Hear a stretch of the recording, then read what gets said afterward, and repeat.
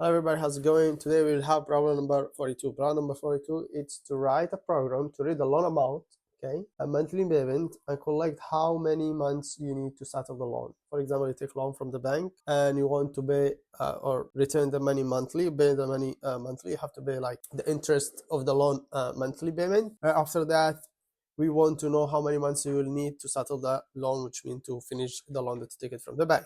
So let's say that you take 5,000 loan amount from the bank and you want to pay just 500 monthly payment. So you need 10 months to return the money, okay?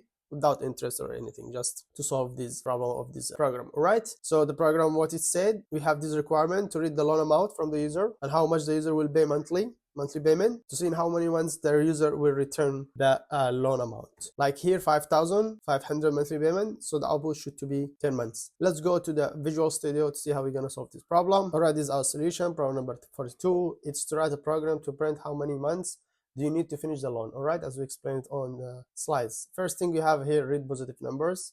This read positive number, we already take it many times before. It's same function. Let's open it. It has the question, its parameter, float number 0. Do I loop to catch the user in case the user insert negative numbers? Because of course, if you take a loan, the numbers, it will be positive, just positive, always positive. There is no negative with banks, okay? And I would advise you, nobody take a loan at all from banks. It's a trap. So let's get back to our problem. And we have, and after that, a second function. We call it total of months, okay? Like how many months do you need to finish the loan that you take it from the bank? The trap, don't forget it's trap. So we name it total of months. It take loan amount and monthly payment. Loan amount and monthly payment, from where it's come from here, from the main function. Let's start from the main function actually. We define float data type, and after that we declare two variables. One we name it loan amount, and the second one we name it monthly payment. Equal read positive numbers.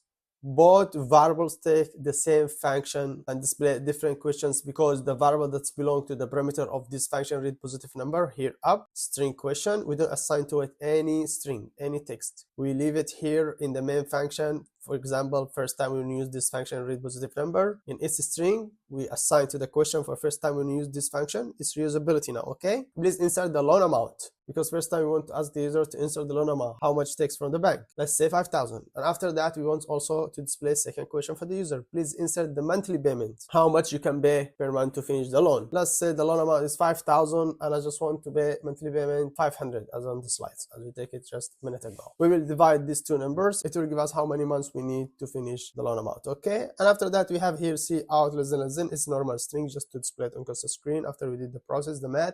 The total months to finish the loan are total of months. We have here function, second function. After the read positive number, we have here the second function, total of months. It takes the loan amount, which is here from the main function, and monthly payment also here. We define it or declare it in the main function, divide it to each other, and after that it will give us the final result. Let's open total of months. Total of months float function.